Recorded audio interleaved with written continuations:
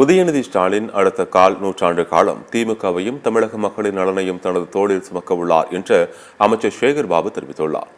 சென்னை மாநகரின் முன்னாள் மேயர் சிவராஜின் 133வது பிறந்த நாளை ஒட்டி தண்டையார்பேட்டை தங்கச்சாலை பகுதியில் அவரது உருவ சிலைக்கு கீழ் வைக்கப்பட்டிருந்த படத்திற்கு அமைச்சர்கள் சாமிநாதன், சேகர் பாபு ஆகியோர் மரியாதை செலுத்தினர்.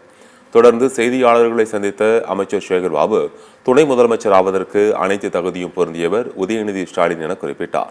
தமிழக மக்களிடம் செல்லா காசாகிவிட்ட பாஜகவின் கூற்றுக்கு செவிசாய்க்க விரும்பவில்லை எனவும் சேகர் பாபு தெரிவித்தார். இன்னொரு 25 ஆண்டு காலம், கால் நூற்றாண்டு காலம் இந்த இயக்கத்தையும் தமிழக மக்களின் நலனையும் தன்னுடைய தோளிலே சுமக்கின்ற அளவிற்கு திடகாத்திர உணர்வு கொண்டவர் மாண்புமிகு துணை முதல்வராக இன்றைக்கு பொறுப்பேற்றிருக்கின்ற அன்புக்கினிய அருமையண்ணன் உதயநிதி ஸ்டாலின் என்பதை அனைவரும் நன்றாக அறிவார்கள்.